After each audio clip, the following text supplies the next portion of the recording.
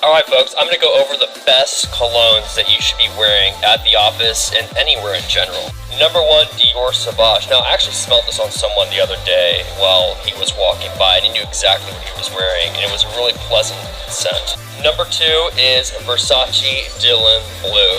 It smells really good, it's not overpowering, and it's a pleasant office scent that people are going to enjoy. Number 3, Dolce Gabbana Light Blue. If you live in LA, Houston, Miami, or New York, or Boston near a coastline, this is a great office scent. Not overpowering, but smells really good as well.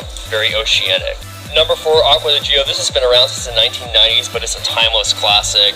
I enjoy wearing it occasionally, and yeah, definitely a good office fragrance. Number 5 would have to be Issey Miyake. I really like this one. It's a great scent, it's fresh, and it's a great office smell as well.